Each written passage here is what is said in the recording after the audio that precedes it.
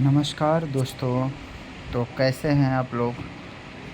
शुरू करते हैं हिंदी साहित्य के आदिकाल के प्रश्नोत्तर। 100 प्रश्नों की एक श्रृंखला है जो आपको TGT, PGT, EHR Navodaya Vidyalaya, Jawahar Navodaya Vidyalaya, Jawahar model Navodaya Vidyalaya और अन्य सभी परीक्षाओं में समान रूप से उपयोगी होंगे। चलिए हम इन प्रश्नों का अध्ययन करते हैं। आचार्य शुक्ल ने आदिकाल में देश भाषा काव्य में कितनी पुस्तकों की संख्या मानी है? 8। याद रखिएगा कि देश भाषा काव्य में कितनी पुस्तकों की संख्या मानी? 8। जनता की चित्रवृत्ति का संचित प्रतिबिंब ही साहित्य है, यह माना है शुक्ल जी ने। किसने माना है? शुक्ल जी ने।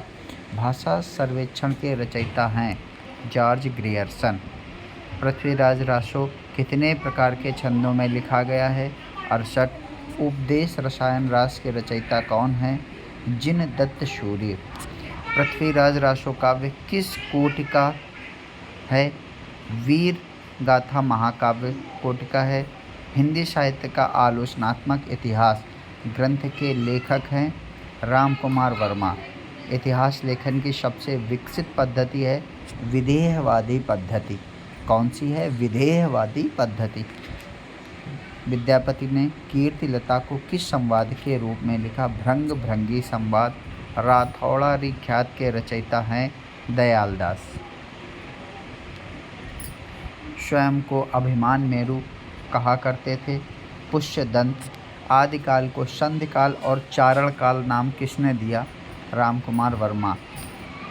बौद्ध सिद्धों के पदों और दोहों को दोहा गान ओ दोहा नाम से बंगला भाषा में प्रकाशित किया पंडित हरिश प्रसाद शास्त्री। किरान उस्सादेन रचना है अमीर खुसरो की। पुरुष परीक्षा किसकी संस्कृत में रचित रचना है? विद्यापति। रिठेमणि चरिव के रचयिता हैं स्वयंभू। कीर्तिलता की भाषा है औहट्ट। भू परिक्रमा के रचयिता हैं विद्यापति। जयमयंक जस चंद्रिका के रचयिता हैं मधुकर कवि। याश्रय काव्य किसकी रचना है? हेमचंद्र की। कुमार पाल प्रतिबोध गद्य पद में प्राकृत काव्य लिखा है सोमप्रभ सूरी। दोस्तों अगला क्वेश्चन, गोरखनाथ ने किसके योग का सहारा लेकर हठ योग का प्रवर्तन किया? पतंजलि। रत्नाकर जोपम कथा किस संप्रदाय का मानक ग्रंथ है? सिद्धों का। किसका दोस्तों ग्रंथ है? सिद्धों का। जिम लोग बिजलई पाणी एहि तिम धरणी लय चित्त कथन है कन्हप्पा का। गंगा जमुना माझे बहई रे नाई उक्ति है डोम्बेपाक की। काका तरुवर पंच बिडाल उक्ति किसकी है? लोईपा की। तो दोस्तों ये उक्ति किसकी है? लोईपा की। अगला क्वेश्चन हम देखते हैं। हजारी प्रसाद द्विवेदी, विश्वनाथ प्रसाद मित्र और चंद्रबली पांडे ने रासो शब्द की उत्पत्ति मानी है रासक से। हरप्रसाद शास्त्री ने रासो की उत्पत्ति मानी है रासयस से। आचार्य रामचंद्र शुक्ल ने रासो की उत्पत्ति मानी है रसायन से। किससे मानी है? रसायन से। किससे मानी है दोस्तों? रसायन से। चलिए अगला प्रश्न हम देखते हैं। पृथ्वीराज रासो की रचना विधान में सर्वाधिक विवादास्पद पक्ष है ऐतिहासिकता। कौन सा पक्ष है? ऐतिहासिकता। दोस्तों हम इन क्वेश्चनों को वन लाइनर के रूप में पढ़ सकते हैं और हम याद रख सकते हैं कि इन प्रश्नों में जो प्रश्न आपको नहीं आ रहे हैं उन प्रश्नों को हम नोट कर लें और सिर्फ वही प्रश्न नोट करेंगे जिससे रिवीजन करने में आपको आसान रहेगा। या 2x स्पीड पे हम इनको 2-3 बार सुनेंगे जिनसे इन प्रश्नों को हमें याद करने में आसानी रही। अगला प्रश्न देखते हैं। कनकंड चरिव के रचयिता कौन है? कनकामर मुनि। प्राकृत प्रकाश के रचयिता कौन है? वर रुचि। ढोला मारू रू दूहा के रचयिता कौन है? कुशलाभ। सबसे पहले 12 मासा वर्णन किस रचना में मिलता है? बीसल देव रासो। आदिकाल को अपभ्रंश काल कहा है धीरेन्द्र वर्मा ने। 12 बरस लो कुकर जीवे और 13 लो जिए सियार, बरस 18 छत्री जीवे, आगे जीवन को धिक्कार। यह पंक्ति किसकी है? यह पंक्ति है जगनिक की। जगनिक के ग्रंथ परमाल रासो, जिसको आलाखंड के नाम से ख्याति प्राप्त है, उसमें यह पंक्ति है 12 बरस लो कुकुर जीवे। आगे आदिकाल को बीज वपन काल के नाम से किसने कहा है? आदिकाल को बीज वपन काल महावीर प्रसाद द्विवेदी जी ने कहा। दोहा कोश, दोहा कोश किसकी रचना है? सरहपा की। किसकी रचना है? सरहपा। मैथिल कोकिल, मैथिल कोकिल के कहे जाते हैं विद्यापति। रणमल्ल छंद की रचना की श्रीधर ने। आहला खंड, देखिए फिर से वही प्रश्न आ गया, आहला खंड के नाम से कौन सी रचना प्रसिद्ध है? परमाल रासो। पद्मावती समय किस रचना का खंड है? ध्यान रखिएगा, पद्मावत ग्रंथ एक अलग ग्रंथ है, वो जैसी द्वारा लिखा गया है, लेकिन पद्मावती समय ये पृथ्वीराज रासो का एक भाग है। राजमती और बीसल देव की कथा किस ग्रंथ का है? बीसल देव रासो का। और दोस्तों आप सब लोग कमेंट में जवाब दीजिए, बीसल देव रासो, बीसल देव रासो के रचयिता कौन है? ये इसका जवाब आप सब लोग हमें कमेंट बॉक्स में बताएंगे। चलिए, पृथ्वीराज रासो को डॉक्टर श्याम सुंदर दास, मोहनलाल विष्णु पांड्या और मिस्र बंधु कर्नल टाड मानते हैं प्रमाणिक। दोस्त याद रखिए कि पृथ्वीराज रासो की प्रमाणिकता को किसने किसने वैध ठहराया है? डॉक्टर श्याम सुंदर दास, मोहनलाल विष्णुलाल पांड्या, मिस्र बंधु और कर्नल टाड। ध्यान रखिएगा, मिस्र बंधु और कर्नल टाड। और अप्रमाणिक किसने किसने कहा है? अर्धप्रमाणिक किसने किसने कहा है?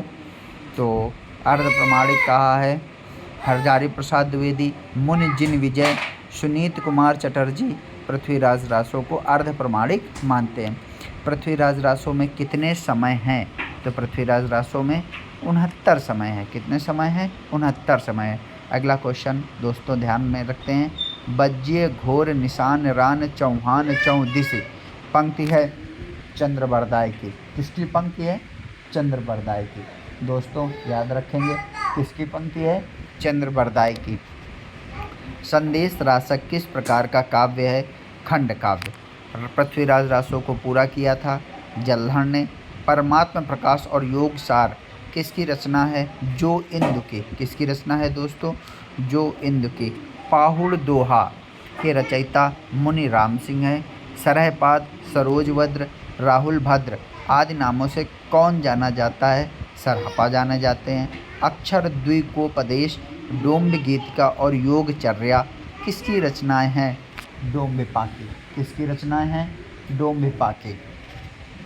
दोस्तों अगला क्वेश्चन, श्रावकाचार और दव्य सहाय पायस, लघुनय चक्र, दर्शन सार ग्रंथ हैं देवसेन के। भरतेश्वर बाहुबली रास खंड काव्य ग्रंथ लिखा है शालिभद्र सूरी ने। स्थूल भद्री रास किसकी रचना है? जिन धर्म सूरी की। चलिए दोस्तों अगला क्वेश्चन है जो PDF में आ नहीं पाया है। रेवंत गिरी रास विजय सेन सूर्य की रचना है। किसकी रचना है? विजय सेन सूर्य की रचना। चलिए दोस्तों अगला क्वेश्चन पढ़ते हैं हम लोग। हिंदी साहित्य का विकास किसके द्वारा लिखित है? श्री कृष्ण लाल के द्वारा। हिंदी साहित्य के आधुनिक इतिहास को, हिंदी पुस्तक साहित्य को आधुनिक साहित्य संपत्ति का बीजक किसने कहा है? याद रखिएगा, हिंदी पुस्तक साहित्य को आधुनिक साहित्य संपत्ति का बीजक किसने कहा है? माता प्रसाद गुप्त ने कहा है। हिंदी साहित्य और संवेदना का विकास लिखा गया है डॉक्टर रामस्वरूप चतुर्वेदी जी द्वारा। ध्यान रखिएगा, हिंदी साहित्य का वैज्ञानिक इतिहास, हिंदी साहित्य का वैज्ञानिक इतिहास माना गया है डॉक्टर गणपति चंद्र गुप्त द्वारा। डॉक्टर गणपति चंद्र गुप्त ने कालखंड को किसमें बांटा? आदिकाल, आदिकाल, मध्यकाल और आधुनिक काल। चलिए अगला क्वेश्चन देखते हैं। हिंदी साहित्य का सर्वाधिक व्यवस्थित और प्रथम इतिहास ग्रंथ कौन है? शुक्ल जी का सर्वाधिक व्यवस्थित इतिहास ग्रंथ है जिसे कहते हैं हिंदी साहित्य का इतिहास। अपभ्रंश साहित्य को हिंदी साहित्य से अलग मानकर उसे पूर्व पीठिका के रूप में किसने प्रस्तुत किया है? आचार्य शुक्ल ने प्रस्तुत किया है। आचार्य रामचंद्र शुक्ल काल विभाजन का प्रधान आधार क्या माना है? तो जनता की चित्तवृत्ति के परिवर्तन को आचार्य रामचंद्र शुक्ल ने प्रधान आधार माना है। ये प्रश्न दोस्तों बहुत इम्पोर्टेंट है, जो हमारी पीजीटी की परीक्षा में, हरियाणा पीजीटी की परीक्षा में एक बार पूछा जा चुका है। चलिए आगे पढ़ते हैं। शुक्लकृत हिंदी साहित्य का इतिहास आदिकाल का नाम जो सर्वाधिक विवाद में रहा है वो है वीर गाथा काल। हिंदी के मुसलमान कवि नाम पुस्तक के लेखक कौन है? दोस्तों गंगा प्रसाद सिंह। कौन है? हिंदी के मुसलमान कवि के लेखक कौन है? गंगा प्रसाद सिंह। चलिए दोस्तों, इस प्रकार हमारे 3 क्वेश्चन बचे हैं और इस प्रकार 100 क्वेश्चन की एक बेहद अच्छी श्रृंखला, और जिसमें सभी के सभी क्वेश्चन छांट के रखे गए थे और उम्मीद की जा सकती है कि पेपर में पूछे जाएं। The modern vernacular literature of Hindustan Asiatic society of Bengal के रूप में प्रकाशित हुआ। अगला प्रश्न देखते हैं। हिंदी साहित्य का काल विभाजन का सर्वप्रथम प्रयास किसने किया है? ग्रियर्सन ने किया है। किसने किया है? ग्रियर्सन ने किया है। तजाकिरा ई शुआराई हिंदी किसके द्वारा रचित इतिहास ग्रंथ है? मौलवी करीमुद्दीन। दोस्तों ये 100 प्रश्नों की एक अच्छी श्रृंखला है जिसको बहुत कम समय में आपके लिए प्रस्तुत किया गया है। ये आगामी परीक्षाओं में बहुत इम्पॉर्टेंट होगी। और इसी के साथ धन्यवाद।